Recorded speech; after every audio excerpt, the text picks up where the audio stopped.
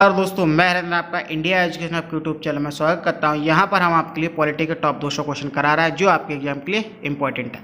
अगर आपने इससे पहले की वीडियो नहीं देखी है पॉलिटी के टॉप 200 की, वो आपके लिए इसमें मिल जाएंगे। आपको टॉप 200 नाम से सीरीज बनी हुई प्लेलिस्ट, उसमें जाके आप चेक कर सकते हैं। बल्कि पॉलिटी की भी प्लेलिस्ट बनी हुई, उसमें जाकर चेक कर सकते हैं। आप हमारे चैनल पर नए हैं तो चैनल को सब्सक्राइब कर लीजिए और बेल आइकन प्रेस कर लीजिए। हम 30 तक क्वेश्चन कर चुके थे, उससे आगे करेंगे। तो आज का हमारा पहला क्वेश्चन है, आप यह देख सकते हैं, संविधान का अनुच्छेद 360 में किसका प्रावधान किया है। जो भारतीय संविधान में अनुच्छेद 360 है उसमें किसका प्रावधान किया है ये आपको बताना है। ऑप्शन ए है आपका वित्तीय आपात स्थिति लागू करने का, ऑप्शन बी है वित्त आयोग के बारे में, और ऑप्शन सी है आपका भारत के अटॉर्नी जनरल के बारे में, और ऑप्शन डी है इनमें से कोई नहीं। तो इसका आंसर मैंने आपसे पूछा भी था प्रीवियस वीडियो में क्या है, तो बहुत से लोगों ने इसका सही आंसर दिया है। जो भी क्वेश्चन आपसे पूछे जाते हैं उसका आंसर आप अवश्य दीजिए। अगर आपको नहीं पता तो कहीं चीज़ सर्च करके आप लिख लीजिए अपनी कॉपी में, जिससे कि आपको याद हो जाएंगे अच्छे से। तो इसका आंसर है आपका ऑप्शन ए, 360 में आपका वित्त आपात स्थिति लागू करने के बारे में। भारतीय संविधान में 3 तरह की इमरजेंसी का प्रोविजन किया गया, प्रावधान किया गया है। वो है आपके, मैं आर्टिकल पहले लिखूंगा, आर्टिकल 352, 356 और 360। आपको भी इसी तरह से याद करना है।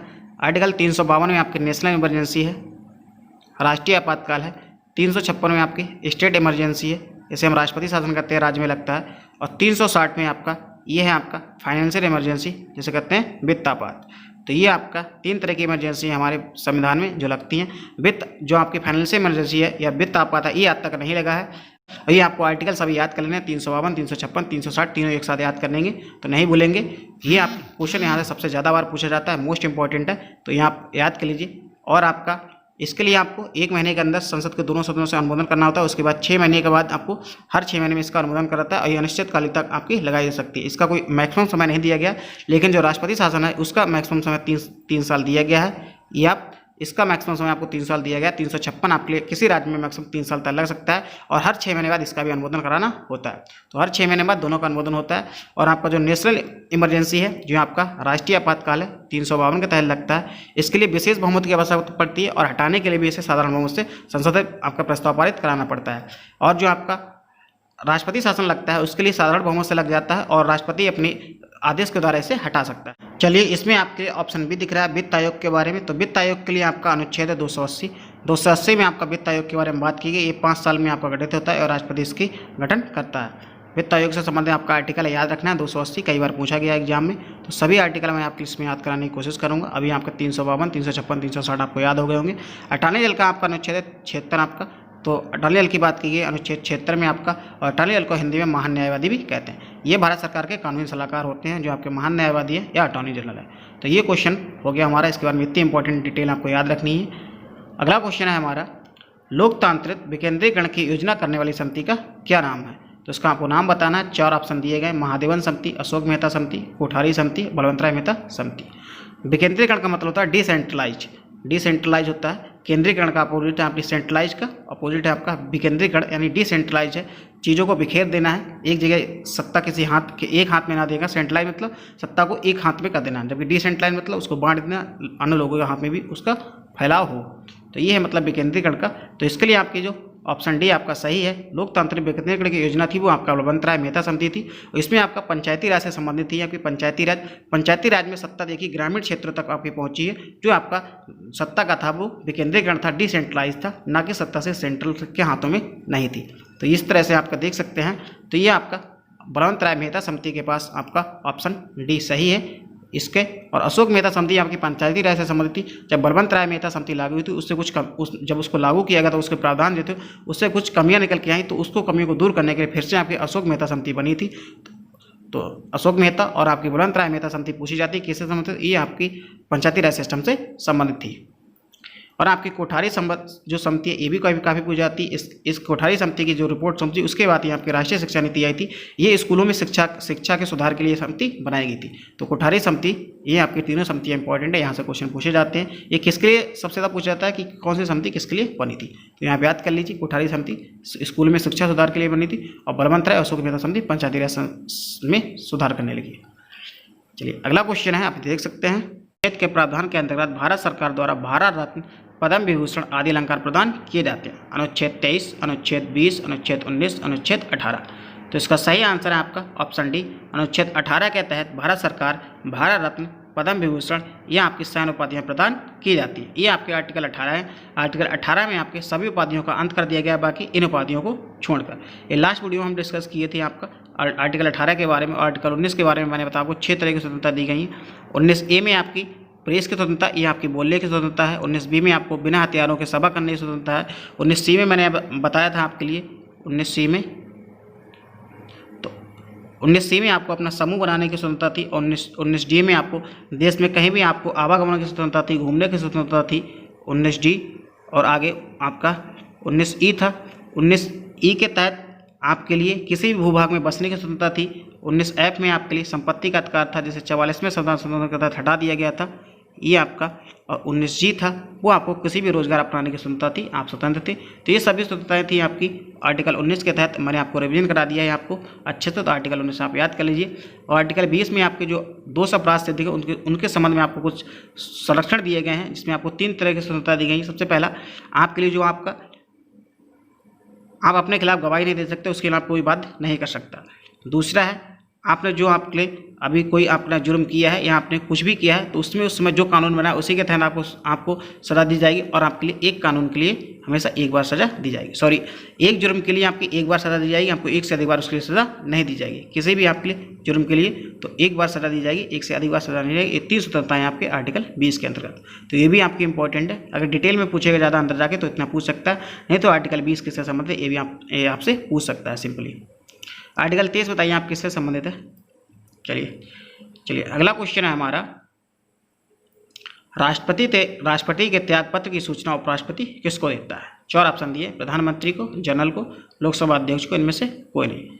इसका सी आंसर सही है, लोकसभा अध्यक्ष को आपका जो राष्ट्रपति के त्याग पत्र की सूचना उपराष्ट्रपति देता है। राष्ट्रपति अपना त्याग पत्र हमेशा उपराष्ट्रपति को देता है, ये भी आपको याद रखना है। राष्ट्रपति अपना त्याग पत्र उपराष्ट्रपति को देता है। चलिए अगला क्वेश्चन है हमारा, गोवा को 25वां राज्य का दर्जा कब दिया गया। आप दे सकते हैं आपका 35, 36, 37 तीनों आपके राज्य से संबंधित मैंने क्वेश्चन रखे हैं, जैसे कि आपका राज्य से आने वाला कोई भी क्वेश्चन आपका गलत ना हो। इनका कब कौन राज्य बने थे, यहाँ से जो क्वेश्चन ज़्यादा तो पूछ रहे थे वो मैंने सब रख दिए। गोवा राज्य आपका 25वां राज्य बना था, ये भी आपको याद रखना है। तो वो कब बना था, इसका आंसर है आपका ऑप्शन सी, 23 मई 1987 को आपका गोवा राज्य बना था। 1987 में आपके 3 राज्य बने थे।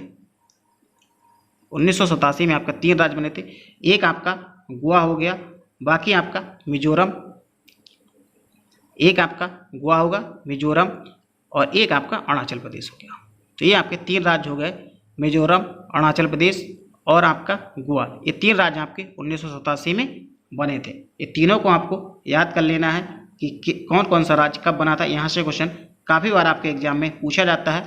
तो बाकी आपका 20 फरवरी को आपके ये बने हैं, 20 फरवरी के लिए। गोवा को छोड़ दे तो मिजोरम, अरुणाचल प्रदेश जो आपके ये राज्य बने हैं, ये आपके 20 फरवरी को बने हैं, ये आपको याद रखना है। और आपको मैं आपको बता रहा हूँ, 1 अक्टूबर 1953 को भाषा के आधार पर बनने वाला पहला राज्य मैंने आपके लिए बताया था आंध्र प्रदेश था, ये भी आपको याद होगा। ये क्वेश्चन हमने पहले वीडियो में डिस्कस किया था, भाषा के आधार पर बनने वाला पहला राज्य आंध्र प्रदेश था। उसको आप जब आप तिथि याद रखते हैं तो आपको क्वेश्चन ये भी सही होता है कि कौन सा राज्य का स्थापना दिवस कब मनाया जाता, तो वो भी क्वेश्चन आप इसमें सही कर सकते हैं। इसे डेट वाइज याद रखने की कोशिश करिए। बाकी आपकी संतो याद पूछी ही जाती है ज़्यादातर, आप ईयर तो आप तो पूछता ही, लेकिन अगर डेट याद रखते तो आपका स्थापना दिवस भी याद हो जाएगा आपको। तो 1 अक्टूबर 1953 को आपका आंध्र प्रदेश आपका भाषा के आधार पर बनने वाला पहला राज्य था। आगे आपके 1972 में 3 राज्य बने थे, वो भी याद कर लीजिए। उसको आप MMT से याद कर लीजिए, MMT। ये आपका मेघालय, मणिपुर, त्रिपुरा, ये तीनों राज्य 21 जनवरी को बने हैं, ये भी याद रख लीजिए, 21 जनवरी को।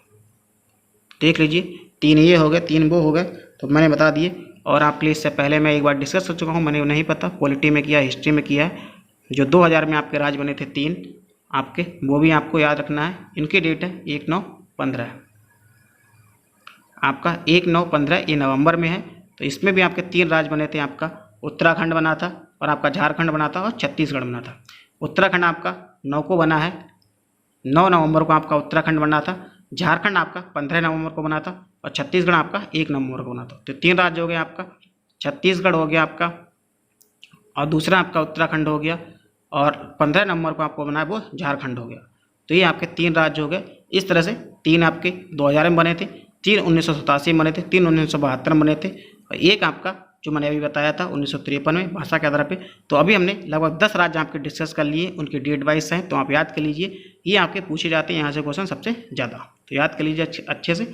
इसमें हमने देख लीजिए आपका गोवा वाला आंसर हो गया आपका ऑप्शन सी। आगे आपका सिक्किम देख लीजिए, अभी सिक्किम हमने डिस्कस नहीं था, लेकिन पिछली वीडियो हमने डिस्कस किया था। सिक्किम आपका 22वां राज्य बना था, और ये आपका बना था अनुच्छेद आपका जो 36 है उसके तहत आपका सिक्किम, ये संविधान संशोधन हुआ था, सॉरी अनुच्छेद नहीं, आपका 36वें संविधान संशोधन तहत 21 भारत का 22वां राज्य बना था, और इसकी आपकी जो ईयर है वो आपकी 26 अप्रैल 1975 में बना था सिक्किम।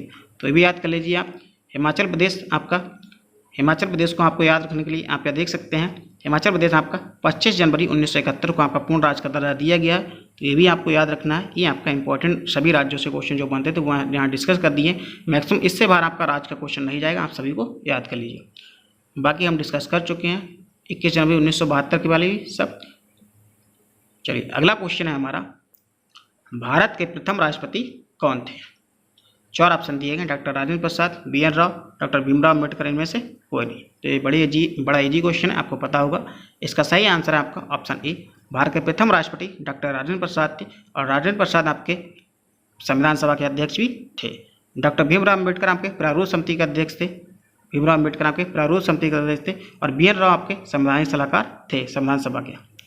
तो चलिए अगला क्वेश्चन है हमारा, संविधान निर्माण के कार्य में कुल कितना व्यय हुआ था, मतलब कितना पैसा लगा था टोटल? 4 ऑप्शन दिए गए, आप यहाँ देख सकते हैं, अमाउंट लिखा हुआ है। तो इसका सही आंसर है आपका ऑप्शन ए, 63,96,729 रुपये आपका लगा था उस समय भारतीय संविधान को बनाने में। और हमने कई विदेशी स्रोत से भारतीय संविधान उधार लेके बनाया है, तो वो भी पूछता है आपके किस विदेशी स्रोत से हमने क्या लिया, वो आपको प्रीवियस वीडियो में मैंने बताया था, बाकी आप और भी याद कर लीजिए, वो तो आपके पूछता ही है। चलिए अगला क्वेश्चन है हमारा, संविधान सभा के स्थायी अध्यक्ष निम्न में से किसे निर्वाचित किया गया था? Option A Bhimrao Ambedkar, option B doctor BN Rao, option C है आपका डॉक्टर राजेंद्र प्रसाद, और ऑप्शन डी इनमें से कोई नहीं। तो संविधान सभा का स्थायी अध्यक्ष बने थे वो आपके बने थे डॉक्टर राजेंद्र प्रसाद, आपका ऑप्शन सी सही है। पहली बैठक हुई थी आपकी 9 दिसंबर 1946 को संविधान सभा की पहली बैठक हुई, और उसमें डॉक्टर सच्चिदानंद सिन्हा को अस्थायी अध्यक्ष चुना गया था। वो सबसे बुजुर्ग व्यक्ति थे, इसलिए उसमें डॉक्टर सच्चिदानंद सिन्हा को, तो सच्चिदानंद सिन्हा थे, सच्चिदानंद, तो आपके सच्चिदानंद सिन्हा को आपका अस्थायी अध्यक्ष चुना गया था। ये था आपकी 9 दिसंबर 1946 को। उसके बाद दूसरी मीटिंग 11 दिसंबर 1946 को हुई, उसमें आपके डॉक्टर राजेंद्र प्रसाद को आपका स्थायी अध्यक्ष चुना गया संविधान सभा का। तो ये पूछे जाते हैं दोनों क्वेश्चन, अस्थायी अध्यक्ष कौन था और स्थायी अध्यक्ष कौन था। भीमराव अम्बेडकर प्रारूप समिति का अध्यक्ष थे, BN राव आपके भारतीय संविधान के सलाहकार थे, ये मैंने आपको बताया था संविधान सभा के। चलिए अगला क्वेश्चन है हमारा, संविधान सभा के प्रारूप समिति के सदस्यों की संख्या कितनी थी? 5, 7, 4, 8। इसका सही आंसर है आपका ऑप्शन बी, संविधान सभा में जो आपके प्रारूप समिति थी उसमें 7 सदस्य थे, इसके अध्यक्ष आपके भीमराव अम्बेडकर। प्रारूप समिति के अध्यक्ष भीमराव अम्बेडकर कई बार हम डिस्कस कर चुके हैं, आपको याद भी हो गया होगा।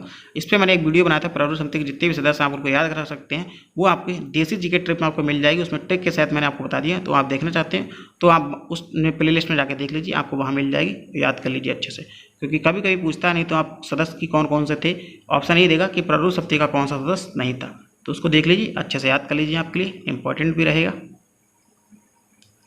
संविधान सभा के प्रारूप समिति के अध्यक्ष किसे नियुक्त किया गया? अब प्रारूप समिति के अध्यक्ष पूछा है संविधान सभा के, इतने देश में कई बार बता चुका हूँ, प्रारूप समिति के अध्यक्ष आपके भीमराव अम्बेडकर थे। तो ये क्वेश्चन आपके लिए बहुत इजी हो गया होगा, आपका ऑप्शन ए सही है, ऑप्शन ए आपका सही है। संविधान सभा के प्रारूप समिति के अध्यक्ष आपके डॉक्टर भीमराव अम्बेडकर थे। डॉक्टर BN राव भारतीय संविधान के सलाहकार थे। डॉक्टर राजेंद्र प्रसाद भारत के प्रथम राष्ट्रपति और आपके संविधान सभा के स्थायी अध्यक्ष थे। तो इतने क्वेश्चन आपके इनसे बनते हैं, ये आपको याद रखना है। अगला क्वेश्चन है हमारा, भारत के प्रथम मुख्य न्यायाधीश कौन थे? Option A Ganesh Vasudev Malvankar, option B Sardar Vallabhbhai Patel, option C HJ Kania, और ऑप्शन डी में से कोई नहीं। तो प्रथम न्यायाधीश बताना है कौन है, तो इसका आंसर है आपका option C HJ Kania Bharat के प्रथम न्यायाधीश थे। सरदार वल्लभ भाई पटेल वास्तव में एक करने में बहुत महत्वपूर्ण योगदान दिया था। 31 अक्टूबर को इनका जन्मदिन होता है, इस दिन राष्ट्रीय एकता दिवस मनाते हैं 31 अक्टूबर को। और क्या क्या होता है आप बताइए, पिछली वीडियो में मैंने आपको बताया था, आपको 2 और काम है जो आपके 31 अक्टूबर को होते हैं, तो बताइए। वो कौन कौन से जो मैंने पिछली वीडियो में आपके लिए बताए थे वो बताइए, और 31 अक्टूबर को क्या क्या हुआ था। चलिए अगला क्वेश्चन है हमारा, लोकसभा के प्रथम अध्यक्ष कौन थे? 4 ऑप्शन है, सरदार वल्लभ भाई पटेल, एच.जे. कानिया, गणेश वासुदेव मालवंकर। तो ये भी क्वेश्चन इंपॉर्टेंट है, पूछे जाते हैं आपके। इसका सही आंसर है आपका ऑप्शन सी, गणेश वासुदेव मालवंकर आपके लोकसभा के प्रथम अध्यक्ष थे। एच.जे. कानिया अभी बताया आपके लिए, ऊपर वाले क्वेश्चन में डिस्कस किए हम उनको, प्रथम मुख्य न्यायाधीश थे भारत के। अगला क्वेश्चन है हमारा, भारत का संविधान कितने समय बनकर तैयार हुआ था? तो भारतीय संविधान कितने समय बनकर तैयार हुआ था? तो इसका सही आंसर है आपका 2 वर्ष 11 माह 18 दिन। भारतीय संविधान आपका 2 वर्ष 11 माह 18 दिन में बनकर तैयार हुआ था। चलिए, तो इस क्वेश्चन का आंसर आपको कमेंट बॉक्स में बताना है। इनमें से कौन सा मौलिक अधिकार नहीं है आपको बताना है। शिक्षा का अधिकार, समानता का अधिकार, स्वतंत्रता का अधिकार, संपत्ति अधिकार। ये मैं डिस्कस भी कर चुका हूँ, आपको ये अच्छे से आपको पता हो जाएगा, क्योंकि कई बार मैं इसका पॉइंट को आपको डिस्कस कर चुका हूँ। तो इसका आंसर आपको देने में कोई दिक्कत नहीं होगी। अगर आपने पहले 2 वीडियो देखी हैं तो आपको ये आंसर बड़े आसानी से कर सकते हैं। आपको देख सकते हैं आप क्वेश्चन आपके रिपीट होने स्टार्ट हो जाएंगे। जैसे ही 50 क्वेश्चन होंगे आपके पहले वीडियो के बाद ही तुरंत कुछ क्वेश्चन तो रिपीट हुए, जो मैंने इंपॉर्टेंट पॉइंट बताए आपके साथ, उसी वहीं से क्वेश्चन बन रहे हैं। तो आपके जब तक आपके टॉप 200 क्वेश्चन आपके हो जाएंगे, आपके लिए पॉलिटी के लिए सफिशिएंट रहेंगे। कोई भी एग्जाम हो जाए, चाहे आपका कोई भी इंटरेस्ट एग्जाम हो किसी भी यूनिवर्सिटी का, या आपका कोई भी कंप्यूटर एग्जाम जिसमें पॉलिटी क्वेश्चन पूछ जाते हैं, तो आपके टॉप 200 क्वेश्चन आपके लिए काफ़ी हेल्प करेंगे। एग्जाम से पहले एक बार इनको वापस देखे जाएँ जितनी भी सभी वीडियो, और साथ में इनका रिवीजन करते जाए। नोट्स बना रहे तो आपके लिए काफ़ी हेल्पफुल रहेगा आपके लिए। आप नोट करते जाते हैं तो सभी इंपॉर्टेंट पॉइंट तो रिवीजन करने में आपको काफ़ी सहूलियत रहेगी। जब भी आपका एग्जाम होगा उससे पहले आप रिवीजन कर सकते हैं अच्छे से। चलिए, तो ये था आज का हमारा वीडियो। आपका वीडियो कैसा लगा कमेंट करके बताइए। अगर आपको वीडियो पसंद आया तो लाइक करना है, और आपने अभी तक चैनल को सब्सक्राइब नहीं किया तो चैनल को सब्सक्राइब कर लीजिए, बेल आइकन प्रेस कर लीजिए। और अगर आप टेलीग्राम चैनल से नहीं जुड़े तो उससे जुड़ जाइए, नीचे लिंक आपको डिस्क्रिप्शन में दिया गया। बाकी